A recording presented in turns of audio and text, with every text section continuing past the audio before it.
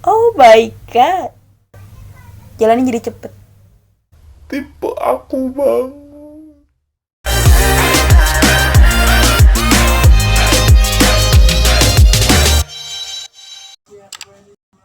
Hai, ketemu lagi dengan aku, Sasa Rosita si hidung mungil.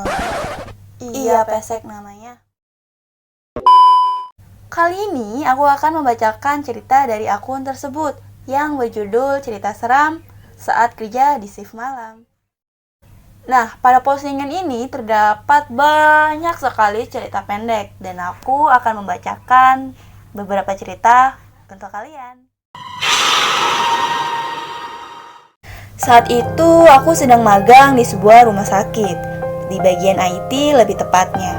Namun suatu hari kami terpaksa lembur dan tinggal lebih malam di sana. Saat itu sesuatu yang mengagetkan terjadi. Seorang dokter yang usianya 60 tahunan yang biasanya selalu berjalan lambat, kali itu berlari-lari melalui koridor menuju ruang mayat. Sambil melewatiku, dokter itu berkata, Minggir, aku dapat lagi yang masih hidup. Aku gak tahu harus lebih kaget dengan yang mana. Adanya pasien yang sudah mati lalu hidup lagi, atau dengan kata lagi itu. Oh my god, lagi. Tapi lucu gak sih?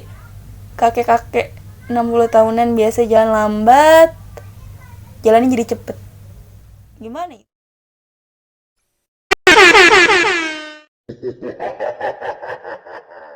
Waktu itu, aku dapat giliran jaga malam sebagai security di sebuah perkantoran. Seharusnya ada satu orang lagi yang menemaniku di malam itu. Tapi ia sedang izin karena sakit. Jadi malam itu aku berjaga sendirian. Tak apa pikirku, toh biasanya juga tak pernah terjadi apa-apa. Aku cuma perlu duduk di meja sambil mengamati CCTV semalaman. Tapi kali itu ada yang aneh. Aku melihat masih ada orang yang berlalu lalang. Akhirnya aku memutuskan untuk menginvestigasi tempat itu. Tiba-tiba aku mendengar suara tembakan. Suara itu berasal dari ruangan kantor bos, jadi aku segera bergegas ke sana. Yang aku temukan di sana akan menghantuiku selamanya.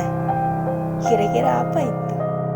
Aku menemukan seorang pria telah menembak kepalanya sendiri sambil duduk di kursi bos. Aku muntah beberapa kali dan kemudian menelepon polisi. Ya sih, kalau ngeliat darah banyak itu emang bikin mual. Sama.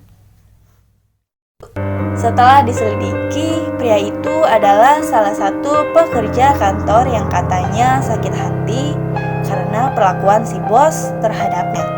Sehingga ia akhirnya melakukan tindakan bunuh diri di kursi.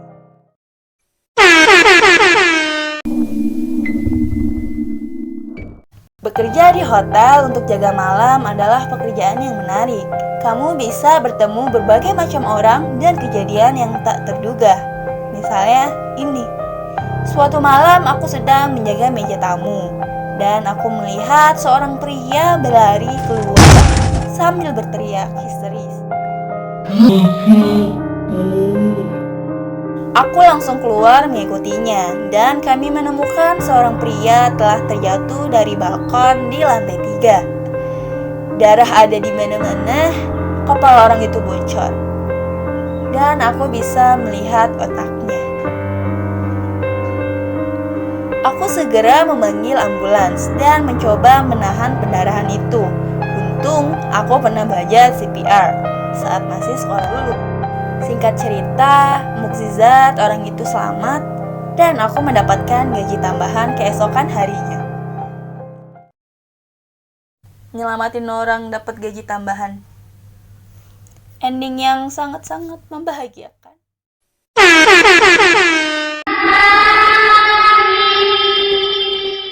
Ibuku kerja sebagai suster di rumah sakit. Hari itu adalah hari terakhir ia kerja sebelum ia akan pensiun. Ia memutuskan untuk mengambil foto-foto di rumah sakit untuk kenang-kenangan.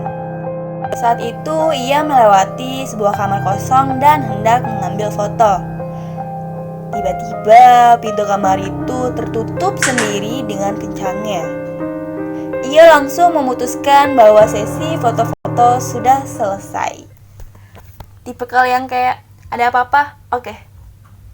Gak mau tahu, udah kelar, pulang. Tipe aku banget.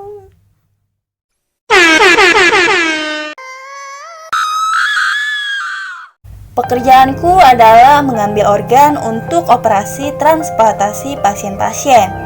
Suatu hari aku sedang melakukan pekerjaanku. Lalu tiba-tiba mayat itu bersendawa.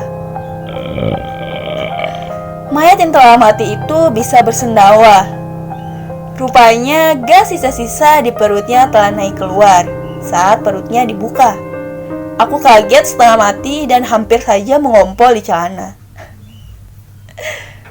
Gimana kalau kalian yang lagi buka perut mayat terus tiba-tiba bersendawa? Ngompol di celana. Dari beberapa cerita yang aku bacakan, menurut kalian cerita mana sih yang paling seram? Tulis di komentar ya. American dream.